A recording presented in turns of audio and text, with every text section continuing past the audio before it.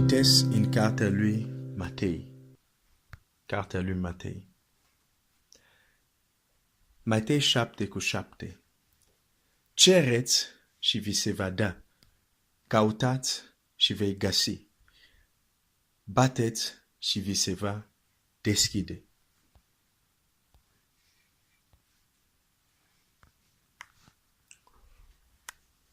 Cuvintele Domnului Iisus, cum sunt aceste cuvinte care tocmai l-am citit, pot pare așa de simple că putem foarte ușor să credem că am înțeles și să trecem lângă ceva foarte important. Cereți și vi se va da. Căutați și veți găsi. Bateți și vi se va deschide. Data trecută am vorbit de cereți și vi se va da. Și probabil mai este mult de spus legat de acest cereți și vi se va da. Dar în această săptămână aș vrea să vorbim despre căutați și veți găsi.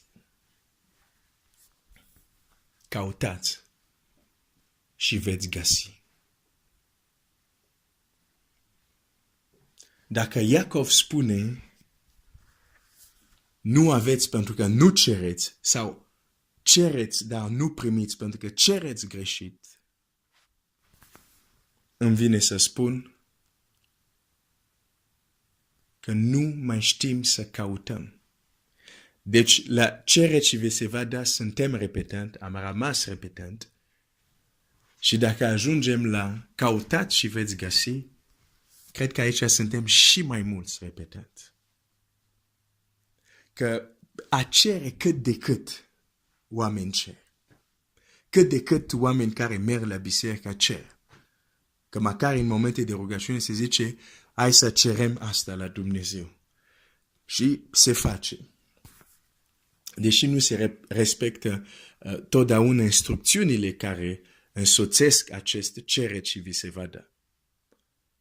Dar când e vorba să vorbim de căutați și veți găsi, wow, cred că aici suntem și mai mult repetent.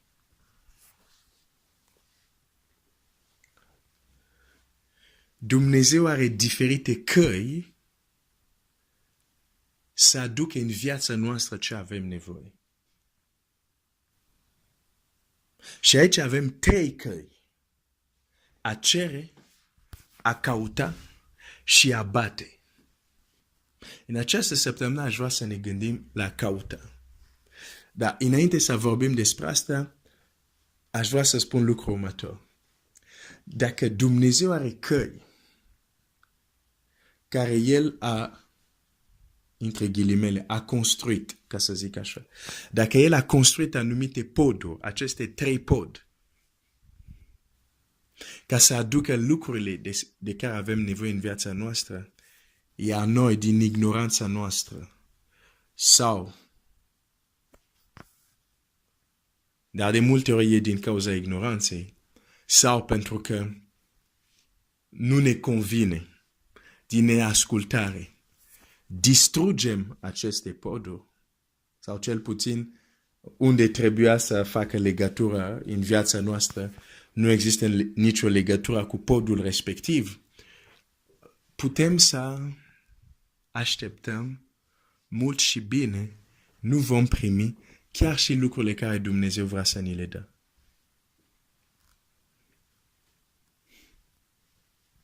Asta poate te va șoca puțin. Nu pentru că Dumnezeu vrea să-ți dea ceva, că înseamnă că are și cale directă să-ți dea acel lucru. Trebuie să te gândești așa. Am vorbit de pod, dar poate podul nu este imaginea cea mai bună. Dar hai să zic să vorbesc de un canal. Poate e o imagine mai bună. Când Dumnezeu vrea să-ți dea ceva, trece printr-un canal.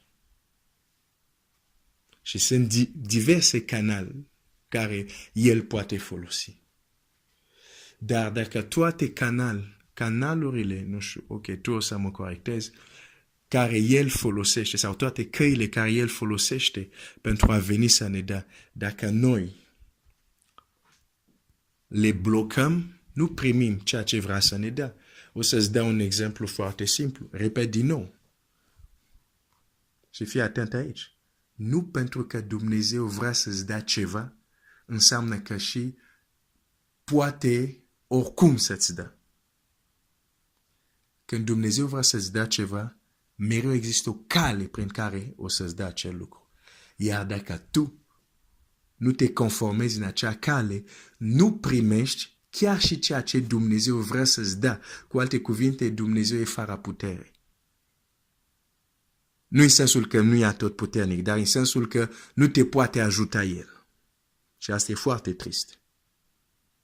Încetează să crezi că dacă Dumnezeu vrea apare direct în viața ta. Nu este adevărat.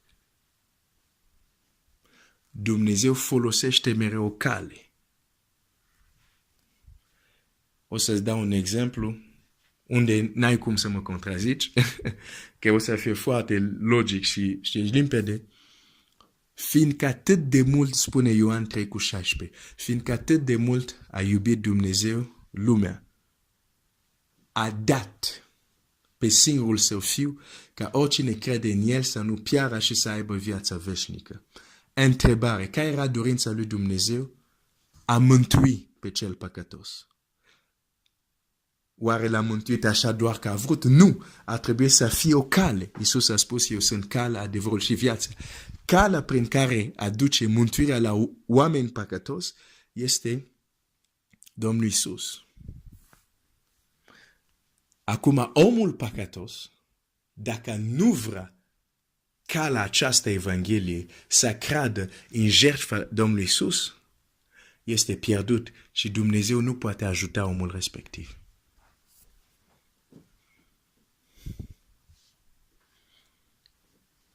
Deci, vezi că nu doar pentru că Dumnezeu vrea, nu doar pentru că Dumnezeu a pregătit mântuire, că toți oamenii au. Mulți oameni aud Evanghelie și resping. Dar oare Dumnezeu nu vrea mântuire pentru ei? Oare Dumnezeu nu a pregătit calea de mântuire pentru ei? Este același principiu pentru multe lucruri care tu le aștepți de la Dumnezeu. Nu este automat. Nu este automat. Știi ce este automat? Ploaia. Biblia zice, Dumnezeu face să plouă și peste cei rei și peste cei buni. Astfel de binecuvântare. Da, sunt automat. Care îți da și ție, dar și cel păgân. Viață, sănătate, un serviciu bun, copii sănătoși și așa mai departe. Astea sunt lucruri care și creștini și cei care nu cred în Dumnezeu, chiar și oameni foarte împotrivitori lui Dumnezeu, primesc de la Dumnezeu pentru că Dumnezeu este bun. Asta, da, este automat. Ploaia, da, să zic, ploaia care cade și peste cei buni și peste cei răi. Dar voia lui Dumnezeu nu este că tu să te mulțumești cu ce El dă și la cei buni și la cei răi. Voia lui Dumnezeu este că tu să ai parte de ce ai pregătit El pentru tine. Și pentru aceasta trebuie să respect căile care El le-a ales. Și una din cale care nu prea o aud vorbindu-se în epoca noastră modernă este căutați și veți găsi. Și despre asta vom vorbi în această săptămână. Dumnezeu să te binecuvinteze. O să termin spunând așa. Există lucruri care nu le vei primi pentru că ai cerut. Există lucruri care nu se dă.